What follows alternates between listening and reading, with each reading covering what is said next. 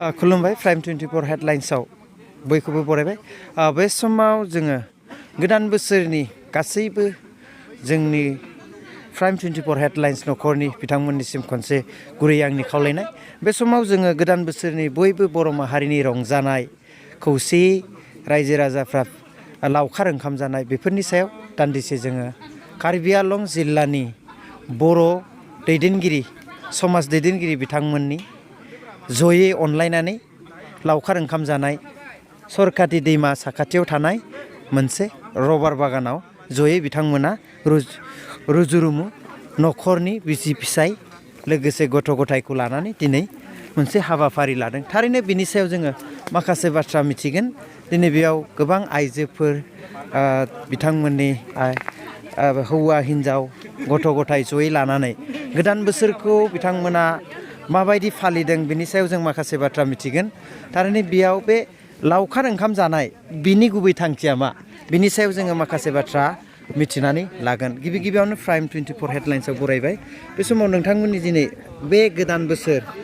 इंराजि मायथाइनि गोदान बोसोर दिनै 2 थारिख बे समाव नोंथांमोना दिनै गाजा गोमजायै मोनसे लावखार ओंखाम जानाय हाबाफारि बिनि गुबै थांखिया मा बेनि सायाव मा बुंगोन नोंथाङा? गुबै थांखिया बेनो जोङो गोबां सम बेबायदिनो नखरनि जेंना जेंथोजों सोलिबोबाय थायो। बेबायदिनो मालाबा आफादनि माखासे खामानि जेंना जेथो आफादनि माखासे थासारि माखासे प्रब्लेम्स बेफोरखौ समाधान खालामनाय माने गोबां सम जोङो माने टेनसन आरो बेबायदिनि गेजेराव थाबाय थानाय जायो जों। ओंखायनो जोंहा मोनसे दिनै गोदान बोसोरजों लोगोसे जिथु लावखार जानाय जिखिनि फोरबो बे फोरबोआव जोङो ज' जाजायै खनसे मोखां नायलाय गासैबो आफादनि मानसि जोंनि गेजेराव दङ दा आइजो जोंनि नखरनि माखासे मानसिफोर जोंनि आदा बाजै गासैबो दंजोबो बेहाय। आरो बेजोंनो लोगोसे जोंनि मा होनो BKWSनि EM अनिल आदाबो दङ, जोंनि लांहिन समस्तिनि BDCनि चेयारमेन आरो XBLT वेलफेयार ससाइटिनि आफादगिरि, जोंनि सेन्ट्रेल मिरु खौसेथि आफाद खौसेथि बर' सुबुं आफादनि मा होनो कालचारेल सेक्रेटारि मदाराम आदाबो दङ। बेयाव गोबां दैदेनगिरि दङ आरो गुबुन गुबुन आनसलिक्सनि दैदेनगिरिजों लोगोसे जोंनि गासै बे एरियानि जोंनि बिदा फंबायनि नखरनि मानसिफोर जमा दंजोबो जों। दा जों बेखौनो बुंगोन नै दिनैनि बे जिथु फोरबो बे फोरबोआव जों गोबाव सम बिराद स्ट्रेस मेन्टेल स्ट्रेसजों थायो। दिनै खनसे ज' जाजाय मोखां नायलाय जों रंजा फाजा बेयाव जानो नागिरदों। जायगानि मुङा मा जिहेथु जादों साखाथियाव दैमाबो दं बेखौ मा दैमा? आसलथे बे जायगानि मुङा एक्सुवेलि आंनिनो मुङाव दङ। आङो बुंनानै लानो एसे उसुबिदा मोनोमोन खिन्थु दिनै बुंनानै लाबाय आं। बेखौ बादल कल'नि होनो आरो बे आंनिनो रबार बागान बियो। आंनि मुङा बादल। आङो साखाथियाव थानाय बेखौ जोङो ओरैनो हरखाथि दै होनो हरखाथि दैमा। जोंनि जाय दैदेनगिरि बिथांमोन दं बिथांमोननिफ्राय माखासे बाथ्रा जों मिथिना लानो हागोन नामा? हागोन। ओजोंहाय बिमा माहारि आइजो बिथांमोनबो दङ, आइजोफोरनिफ्रायबो नोंथाङा लानो हागोन। आरो बेजोंनो लोगोसे गोबां दैदेनगिरि दं जोंनि गेजेराव बेहाय XBLT वेलफेयार ससाइटिनि आफादगिरिजों लोगोसे गोबां बेबायदिनो जोंनि BDC चेयारमेन। दिनै बे समाव जिहेतु नोंथांमोननि बे कार्बि आंलं जिल्लानि सिङाव थानाय सरखाति दैसानि साखाथियाव जे बादल कल'नि होननानै जों मिथिबाय। बादल कल'निनि बेयाव नोंथाङाबो BDC चेयारमेन होनबा? बे समाव बाहागो लाफैनानै माबायदि मोनदों? ओरैनोथ' जोङो जोबोद गोजोननाय मोनदों। मानोना जोङो लोगोसेनो गोदान बोसोरखौ बरायनायजों लोगोसे गावजों गाव मोखां नायलायनो मोनसे खाबुखौ जों मोनदों। आरो बेयाव जोङो गासैबो गोजाम बोसोरनि जोंनि दुखुफोरखौ बावनानै गोदान बोसोरखौ बरायनायजों लोगोसे जों गोदान मोनसे मिजिं लानानै जोंनि जिथु माखासे जोंहा मावथांखि दङ बे मावथांखिफोरखौ मावलांनायनि जोङो रुजुरुमु रायलायनानै दान्दिसे सम जों जिरायनानै गोजोनलायनाय जोङो बे हाबाफारिनि गेजेरजों बेयावनो आरो जोंहा बर' कसारि वेलफेयार अट'नमास काउन्सिलनि EM गेदेमा अनिल बसुमतारीखौबो लोगो मोननो हादों। आरो जोंनि कार्बि आंलं जिल्लानि सिङाव थानाय गुबुन आफादनि दैदेनगिरिफोर साफ्रोमाबो बिथांमोनाबो ज' जाफैनो हादों आइजो माहारिनिफ्राय लानानै। आरो जोंनि बायजोनि माखासे जेरै जाथि कार्बि जातियफोरनि जोंनि बिदा फंबायफोरबो जों बेयाव लोगोसेनो गोजोननाय मोनदों। बेनिखायनो बे समाव आदाया ओरैनो बे समाव बेयाव मा फोरमायनो सानो जिहेथु जोंनि बर'नि नेमखान्थि जोंहा बेबायदि गोदान बोसोर होनोब्ला जों मागो बैसागु बेखौ बांसिन बर'नि फोरबो हिसाबै मानियो दिनै बे समाव इंराजि मायथाइखौबो जों बांसिनै मानिनो हमलांबाय बेयाव नोंथाङाबो सासे बर' हिसाबै मा फोरमायगोन इयुन फैबाय थानाय जेनेरेसनफोरनो गोजोननाय थाबाय बे समाव निउस प्राइम 24नि रादाब बुथुमगिरि बिथांमोननिसिम बे समाव आं बेखौसो फोरमायगोन दिनै जोङो बैसागु बा दमासिखौ जिखिनि बर' हिसाबै जों फालियो दा बेनि अनगायैबो जों दिनै इंराजि गोदान बोसोरफोरखौबो जोंनि बर' हारिफ्रा बा बर' माहारिफ्रा फालिबोनो जेनेबा सिखायदों बा जोंबो गोदान बोसोर हिसाबै रंजानाय बाजानायनि गेजेरजों बायदिसिना दुखु जारलानि गेजेरजोंबाबो जोंदि बे गोदान बोसोराव एसेब्लाबो मिनि खुसियै थानो हानायनिखौ मिजिंथिनानै जों बे इंराजि गोदान बोसोरखौ बिदिनो बरायनाय फोरबोखौ जोंनि बर' हारियाबो सिखायबाय थादों बा सिखायलांगासिनो दङ बेनि अनगायैबो जोंनाव थाखाबाय बैसागु जेरै दमासि जोंथ' बेखौ फालिखाखायानोसै होमब्लाबो दिनै गोजाम बोसोरखौ बारहोहरनानै गोदान बोसोरखौ बरायनायजों लोगोसे बयबो खौसेथियैनो जोंबो जेरैबादि बर' माहारिफोरा बुहुमाव थांनानै थानांगोन बेबादिखौ मिजिं लानानै जोंबो जोंनि बिदा फंबाय बा बायदि आफादफोरनि दंब्लाबो जों दिनै बेयाव खौसेथियैनो जोङो थालायलायनानै माखासे बर' माहारियारि गोजौआव दावखोनायनि माखासे सिनायथि थानायजों लोगोसे गेरेमसा बर' माहारि दानायनि जिखिनि आखल आखुथियाबो नै बेफोरनि गेजेरजोंबो बेरखांखाङो जोङो बर' फिसा हिसाबै जोङो बयबो नों दागान नागार आं दागान नागार जों दिनै बेखौसो मेसेज होगोनदि आं बे गोदान बोसोरखौ बरायनायजों लोगोसे गासैबो जोंनि बिदा फंबाय आइ आफा गासैबो जोंनि बर' माहारिफोरा मोजाङै मोजां थांनानै थानो हागोनखौ मिजिंथिनानै लोगोसे जोंनि बर' माहारिफोरा इयुनाव मोजाङै जाफुंसारनानै गावनि हारि बा गावनि जाथिखौ बुहुमाव गेरेमसा माहारि हिसाबै दालांनो आं बेखौनो मिजिंथिनानै बे गोदान बोसोराव आं बेखौनो मेसेज होदों गोजोननाय थाबाय जोङो माखासे आइजोफोरबो दङ बेयाव जोङो बिथांमोननिफ्रायबो माखासे बाथ्रा मिथिगोन हयथ' बेयाव गोबां दैदेनगिरि बिथांमोनानो फैदों समाज सिबियारि बिथांमोनानो फैदों थारैनो दिनै बे समाव गोदान बोसोरनि मुङाव बिथांमोना बेसेबां मा गोजोननाय लादों आरो मा मेसेज होनो सानदों बे दिनैनि लावखार ओंखाम जानाय हाबाफारिनि गेजेरजों दिनैनि बे इंराजिनि 2021 थांनायनि उनाव 22 मायथाइखौ बरायनायजों लोगोसे दिनै बेयाव लावखार ओंखाम जयै जोङो जानो ज' जादों बे लावखार ओंखाम जानायाव जोबोद गोजोननाय मोनदों मानो होनोबा जोङो गोबां बोसोर बेबायदिनो हाबा मावनानै दिनफोरखौ थांहोयो गुबुन गुबुन जायगायाव थायो दिनै बे लावखार ओंखाम जानायनि नामावनो जोङो ज' जानानै जयै अनलायलायनायखौ दिन्थिनायजों लोगोसे बिब' बिनानाव बिदा फंबायजों लोगोसे बर'फोरनि मोनफ्रोमबो आफादनि मानसिफोरबो दङ बेयाव दा सुबुंफ्राबो ज' जानानै जों जयै गोजोनै बोथिसे ओंखाम जानो आखायाव लादों जोबोद गोजोननाय मोनदों आरो बेयाव माबाफोर सावरायलायनाय जादों नामा बेयाव नोंथांमोननि बर' हारिनि बेयावथ' नोंसिनि ओनसोलनि माबा मोनसे जौगानायनि सायाव बेयावथ' दासिमबो जौगानायनि सावरायनायथ' जाथ'वाखै दिना जेथो रंजानाय खालि रंजानाय जाखांनायनि उनाव मोसागोन बेल' बयबो आइजोफोरबो दङ बेयाव गोबां आङो नैबे बिथांजोनिफ्रायबो माखासे बाथ्रा मिथिगोन दिनै बे लावखार ओंखाम जानाय हाबाफारियाव मा मा जानाय आयदाफोर बानायनाय जादों अमा रुनाय आंनिनो फुख्रिनि ना रुनाय दाउ एवनाय ओमफ्राय मा होनो सबाय ना बेनो आरो ओरैनो बेसेसो सुबुङा बाहागो लाफैदों बेयाव ओरैनो 200 जनसो सुबुं फैदों आरो ओं 200 जनसो बबेनि आं माबानि बिरुफारानि बेयाव बिनिफ्राय बेसेसो गोजान जायो बिसिना बाराथ' गोजान जाया बै गामि दरसे बारबानो मोनो 3 किल'मिटारसो जाहैगोन नामा 2-3 किल'मिटारसो गोजान जागोन आरो बादेल कल'निनि रबार बागानाव दान्दिसे सम रायजोफोरजों बेबायदि नुलायनानै माबायदि गोजोननाय मोनदों गोदान बोसोराव गोसोखौ बहुत गोजोननाय मोनदों मा बुंगोन दा बे समाव बाहागो लानानै जोबोद गोजोननाय मोनदों बहानि आं थिलाफारानि बाजै मा बुंगोन मा होननो जायखिजाया गोदान बोसोरखौ बरायनायजों लोगोसे गुबुन गुबुन गामिनिफ्राय नुजाफैनाय रायजोफोरजों माने जयै बिदि बोथिसे लावखार ओंखाम मोनजानानै ओरैबायदि गोजोननाय मोनदों माने बुंस'हायै गोजोननाय मोनदों आरो बिमा हिसाबै जिहेतु जोंनि दानि लाइमोनफोर दिनै गोबां बे लाइमोनफ्रा बे पार्टि जानायनि मुङाव जोंनि समाजनि बा बर'नि कालचार हिसाबै लोंनाय मुवा लोङो दिनै बेयावबो बेबायदि बाहायनाय जादों नामा? बेखौथ' एसेखौ बाहायनाय जासिगोन बारा नङाबाबो माने उन फैबाय थानाय समाव बेबायदिनो नोंथांमोना रंजालांनो सानबाय थादों ना आरो बेलेग सिन्ता दं? बेलेगथ' बिदि गैया बिदिनो माने हानायखिनियाव माने एसे आगोलनि जिखिनि नियम निथि बेखौ लानानै माने जों माने रंजानायखौ माने लाखिलांगोन आरो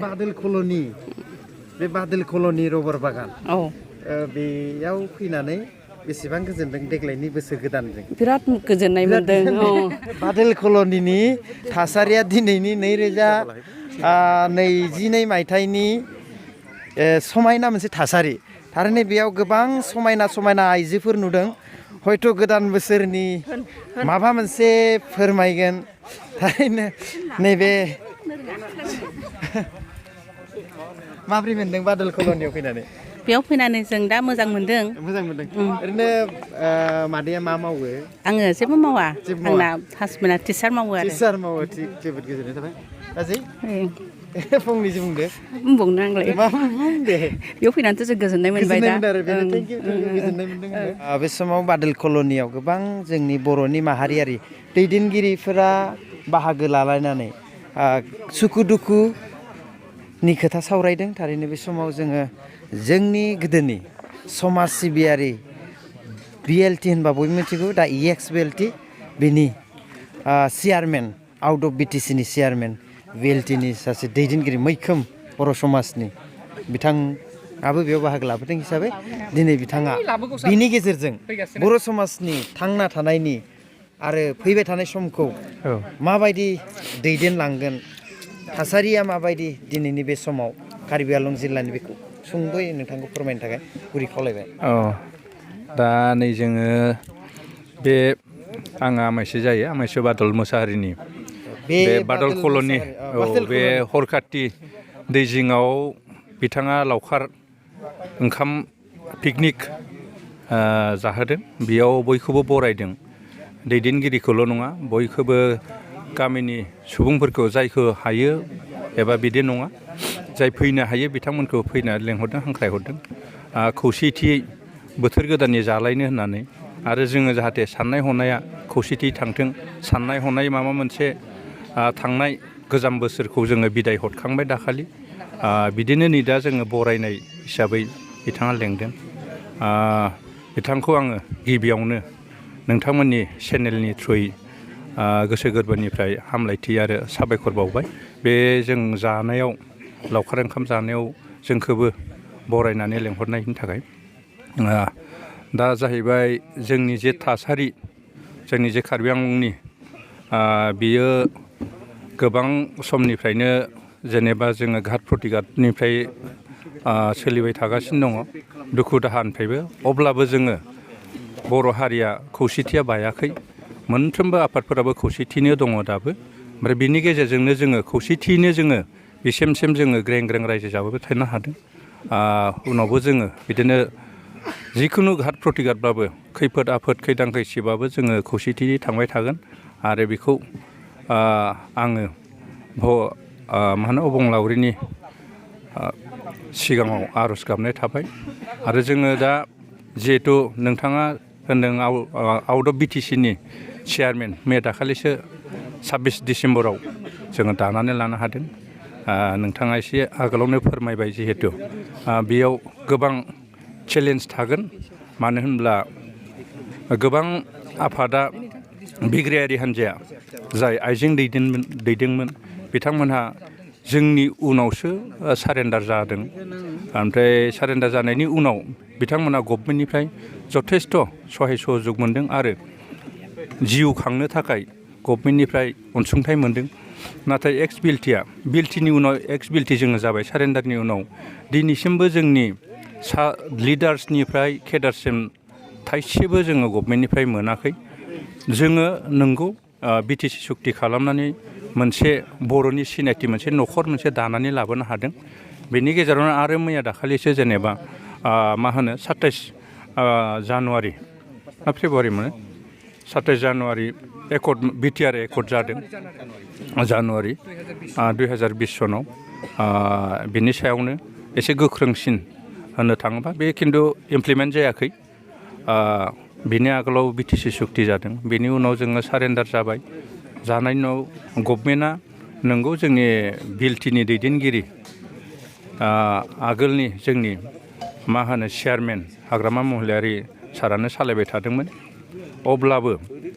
बिथांमोननि दैदेननायावबो जोङो नाथाय सासेबो वर्कार्सफोरा अनसुंथाइ गभर्नमेन्टनिफ्राय सेन्ट्रेलनिफ्राय होन स्टेटनिफ्राय बिदि मोननाय जायाखै नंगौ बेखौ जोङो गनायनांगोन बिटिसिनिफ्राय जोंनो 5,000 बेखौ अनसुंथाइ होदों बे जथेस्थ' नङा दानि समाव बेनिखायनो जोङो जाहाथे सेरखाय बारखाय जोंनि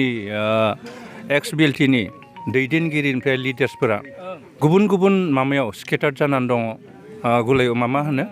जायगायाव दङ ओमफ्राय जिउ खांनायाव बहुद उसुबिदा जादों जिहेथु बिग्रायारि हान्जा सिलाय हान्जाफोरनो मैया दाखालिसो सारेन्डार जानायनो होदोंब्ला जोंबो बे फार्स्ट जोङो सारेन्डार बेनिखायनो जोंहाबो मोन्थाय दं जोंनोबो होनांगौ आरो जोंबो जिहेथु मेन स्ट्रिमाव फैबाय बेनिखायनो जोंनो अनसुंथाइखौ होनांगोन बेखौ लानानैनो जिहेथु बिटिसि एबा बिटिआर जाबाय बिथांमोना जिहेथु गभर्नमेन्ट दानानै लानो हाबाय बेनिखायनो बिथांमोननि माबाया आलादा ओंखायनो जोङो आउट अफ बिटिसिनि जोंनि केडार्स लिडार्सफोरा जाहाथे जोंबो खाबु मोनसे मोनो बेनि थाखाय आरो जोंहा माखासे दाबि दावा थाबाय आउट अफ बिटिसिनि माबाफोराव बिसेसकय जोंनि कार्बि आंलंनि जे दाबि बे बड'लेण्डनि दाबिनिफ्राय सिगांनोमोन 1965निफ्रायनो दाबि दिनैसिमबो जाफुङाखै नंगौ बिटिसिनि एकर्डआव बे 8 नम्बर दफायाव फैदों बिनि उनाव बिटिआरनि सुक्तियाव बेयाव कनभार्ट जानानै 6.1 दफायाव बेयो एकर्ड हिसाबै महराव फैदों नाथाय बियो दिनैसिमबो बेसेबां थाखोआव दङ बेसेबां गोजौआव दङ सेन्ट्रेल गभर्नमेन्टआ माबादि माबायाव खालामदों सिगनेटरिसफोरा बेसेबांसिम खबर लादों लायाखै हम मिनिस्ट्रियाव माबादि जानानै दं आरो लोगोसे स्टेट गभर्नमेन्टआ मा राहा लादों बेखौ जोङो मिथिनो मोनाखै बेनि थाखायनो जोङो एक्स बिएलटि वेलफेयार ससाइटिखौ जिहेथु जोङो कार्बि आंलंनि एक्स बिएलटिजों लोगोसे आउट अफ बिटिसिनि जोंनि हारिनि जौगानाय खैफोद आफोद आरो जोंनि राजनितिक गोहो आरो फरायनाय बिथिङाव फालांगि बिथिङाव जाहाथे जोङो गोख्रों जानोब्ला जोङो जे कार्बि आंलंआव जोङो सिक्सिडेलखौ मोननांगोन हाजोआरि माखौ मोननांगोन जोङो सिनायथिखौ बेनिखायनो जों जेरैखि जाया बोरै मोनो आरो खबरखौ लानो थाखाय मोनसे प्लेटफर्म नांगौ जोंनो बेनिखायनो बेखौ out of BTC ex BLT welfare society होननानै मोनसे जोङो दानानै लादों नाथाय जोङो माखासे मा होनो ससियेल मिडियायाव एबा लिरबिदां माबायाव पेपार मिडियाफोराव नुनो मोन्दों माबाया एक्स बिएलटि वेलफेयार ससाइटिया स्प्लिट जाबाय होननानै बे नङा थारनि सायाव नङा बे बाथ्राया बेखौ रोखा आं दिनै खालामबाय नोंथांमोननि चेनेलनि गेजेरजों मानो होनब्ला खौसेथिनो दङ माथ्र आउट अफ बिटिसिनि मावनो थाखाय मोनसे मोजां जाथों होननानै आरो लोगो हमनाय आरो जोंनि मा होनो दाबि दावहाखौ जाहाथे जोङो प्रेसार होनो हायो मा होनो स्टेट गभर्नमेन्टखौ मेम'रेन्डामनि गेजेरजों लोगोसे सेन्ट्रेल गभर्नमेन्टआवबो जों जाहाथे जोंनि माबाखौ हायो जोंनि इस्युफोरा जोंनि माबाफोरा रिहेबिलिटनि पेकेजफोरखौ जोङो जाहाथे प्रेसार होनो हायो बिनि थाखाय जोङो प्लेटफर्म मोनसे बानायनानै लादों जिहेथु जोङो मोनसे डिस्ट्रिक्टजोंल' हाया गोबां डिस्ट्रिक्ट लायोबा जेरै दा बिटिसिया जेरै जादों बिटिआरआ जेरै जादों खना खनला थानाय बर'फोरा खौसेथि सोमावसारनानैसो नैबे बिटिआर बा बिटिसिया जादों माथ्र बिटिसि बा बिटिआरनि बर'नि नाजानाय बा बर'नि सोमावसारनायजोंल' जायाखै बियो गोबां कार्बि आंलं गलाघाट होन नोङो मरिगाव होन कामरुप होन ओजा शिबसागर होन गासै खना खनला थानाय बर'आ सोमावसारनानैसो दिनै बिटिआर एकर्ड जादों बिटिसि एकर्ड जालांदों बिएसि एकर्ड जालांदों थिग बिदिनो बिटिसिनि बा बिटिआरनि इएम सिएमफोराबो बिथांमोनहाबो जोंनि बे कार्बि आंलंनि मा होनो समयसाजों लोगोसे आउट अफ बिटिसिनि समयसा साननानै बिथांमोनहाबो जाहाथे मोजां मेगनजों नायनानै जोंखौ बेयाव मदद खालामो आं बेखौ नोंथांमोननि चेनेलजों खावलायबाय अब्लासो जोङो जे गेरेमसा मा होनो बड'फा उपेन्द्रनाथ ब्रह्मआ जे सिमां नुदों बर' रायजोखौ गेरेमसा महर दानानै बे मोगथां महराव जागोन आं बेखौ आंहा मा होनो फोथायनाय दङ बिदि गावजों अनलायनानै आरो खौसेयै जों थाबाय थायोबा आङो बेखौ बुंबाय लोगोसे गोदान बोसोरा जाहाथे जोङो आरो गोख्रोङै मोजाङै मावलांनो हायो नोंथांमोनहाबो मोजां जोंनि खौसेथिनि एबा मोजां थासारिफोरखौ नोंथांमोननि चेनेलजों जाहाथे देखायनानै बर'फोरनि आवगायनायाव सिगांनायाव जाहाथे बे बोसोरा आरो गोख्रोंसिन नोंथांमोना रायजोनो मा होनो निउसफोरखौ होनो हायो आं इसोरनि खाथियाव आर'ज गाबबाय आरो जाहाथे जोङो खौसेथि बिदिनो आवगायबाय थानानै जोंनि हारिखौ गेरेमसा महर दानायाव आरो सिगांनो हायो बेनि थाखाय आङो नोंथांमोननि चेनेलजों आंनि माबाखौ गोसो गोरबोनि बिग्राय साबायखरजों लोगोसे हामलायथिनाय आरो अननाय आरो खुलुमनायखौ जासिनानै आं एसेयावनो आंनि बुंनांगौखौ दोनथ'नाय जाबाय गोजोननाय थाबाय बे समाव बारग' बिथां एक्स BLT वेलफेयार ससाइटि बिथांमोननि माखासे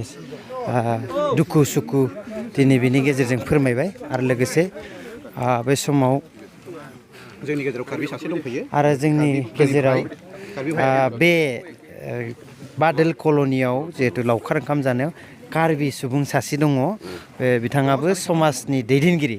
कार्बि सुबुङा गोबाङानो दं खिन्थु सासे सुबुंनिफ्राय जोङो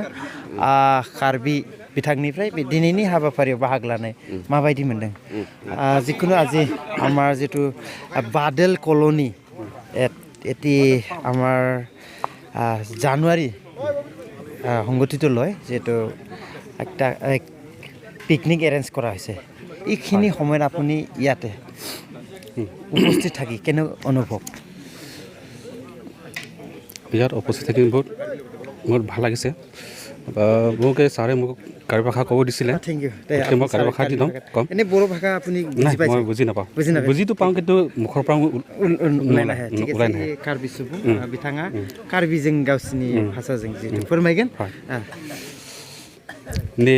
पिनिं आनिंकान किमि निकान surhin hinira ingkora hini aningkan pinida badol musahari dangoria pinidak alangli dak lo bor bagan along party kipi laso party kipi nitumla dak ninga chitong do ningarong ningaje lapen da jirpo jipi domben lapen dak da chitong do dak ala BDC chairman do lapen aku do thulang lapen nili panchi ni e sita alangli badol kerens bena jok nitum dak jirpo lapen nitum jirpo polangli omol dangoria do lapen brinda dangoria do bukul do lapen maisarabha do lapen dulang lapen romen bromo do lasona thaksi dak pindi gaje tong jirpo lapen babul sorgari do lapen dulang lasamen sungere ne lo lasidak pini dan ngaje tong dun anu pan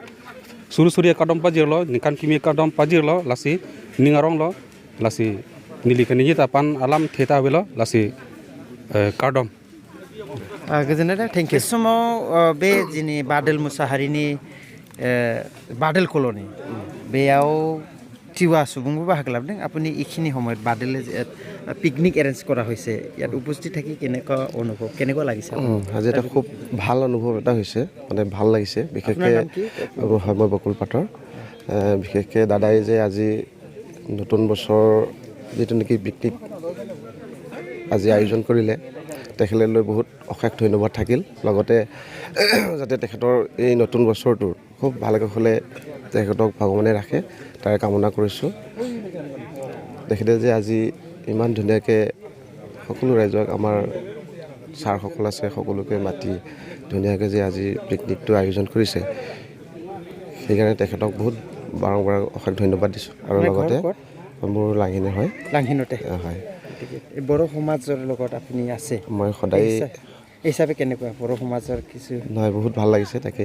মানে আজি যে বড়ো সমাজৰ বুলি নহয় তেখেতে যে আজি ভাল এটা পদক্ষেপ লয় সকলোকে যে আজি নতুন বছৰ শুভেচ্ছা দিবলৈ তেখেতে আজি প্ৰগ্ৰামটো ল'লে তাৰ বাবে মই তেখেতক আৰু বাৰম্বাৰ ধন্যবাদ দিছোঁ থেংক ইউ ধন্যবাদ থাকিল समाव जितु दिनैनि लावखार ओंखाम जानायाव सासे बांगालि सुबुं बिथाङाबो बर' रोङो होनना खोनादों बिथांजों बर'जों सावरायगोन आदानि नामा मा नाम कनक दास नोंथांनि न'आ लांखिनावनो बेयावनो जोनोम लांखिनावनो जोनोमखा दिनै एसे मोजां बर' भाषा रोंगौ दिनै बादोल मोसाहारि बिथाङा जे पिकनिक एरेन्ज खालामदों बर' भाषायैनो बुंलाय बे पिकनिकआव नोंथाङा बाहागो लानानै माबायदि मोनदों आरो बर' समाजखौ नोंथाङा लोगो मोननानै माबायदि मोनदों बहुत दे बुंनो एक्सुवेलि आं माने बाङालिब्लाबो बर'जों उन्दैनिफ्राय थाग्रा नालाय मोजां परिबेसफोरखौबो मोजां मोनो आरो दाबो नै जोंहा बादल मोसाहारि बिदाया मेनेज खालामनाया बहुत मोजां जादों ओमफ्राय बे समाव नोंथाङा जिहेतु बर'आथ' अमा जायो सेरेब लोङो जुमाय लोङो नोंथाङाबो बेफोरखौ नङा आंथ' अमा जाफेरा जायो अमा जायो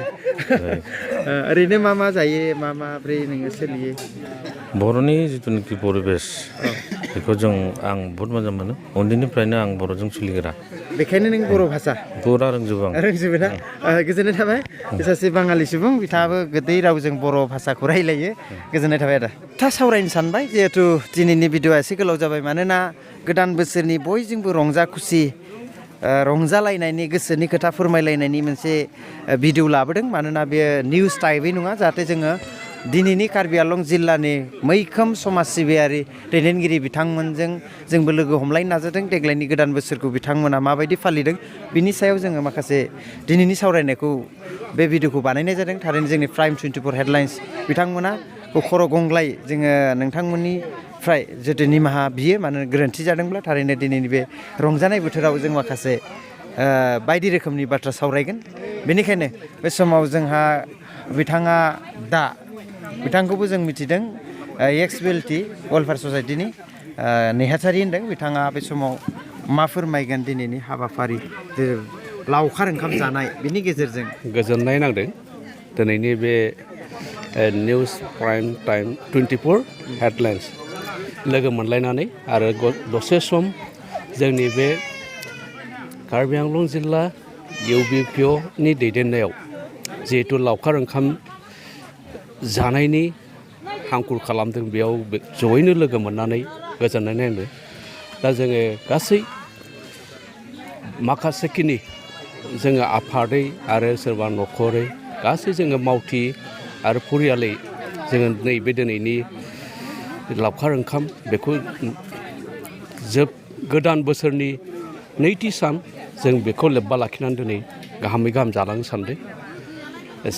गोजोननाय थाबाय बे समाव बिथाङाबो फोरमायबाय जिहेतु दिनै रंजानाय सान बयबो रंजादों आरो थारैनो बे रंजानायनि गेजेरजों जोंनि बर' समाजनि दैदेनगिरि बिथांमोननि खौसेथि एबा फैबाय थानाय समाव बिथांमोना मोजां थांखि लानानै जानजि खाफ्रादों बिथांमोननि गोरबोआ जोंनो फोरमायदों गोजोननाय थाबाय बे समाव कार्बि आंलं जिल्लानि मैखोम बर' सुबुंनि समाज सिबियारि बिथांमोना बे समाव गोदान बोसोर बरायनायजों लोगोसे बिथांमोना गावसोरनि फैबाय थानाय समखौ दैदेनगिरि बिथांमोना माबोरै दैदेनलांगोन बिनि सायाव जानजि खाफ्रानाय बिनिनो दिनै रंजानाय सरखाथि दैमानि साखाथियाव थानाय बादोल कल'निनि रबार बागाननि सिङाव बयबो बोराय बुरि गथ' गथाय लानानै दान्दिसे सम बिथांमोननि गोसोनि रंजानाय थारैनो बे समाव प्राइम 24 हेडलाइन्स बिजोंनिफ्राय दिनैनि भिडिअखौ बेखिनियाव फोजोबनानै बिदाय लाबाय गोजोन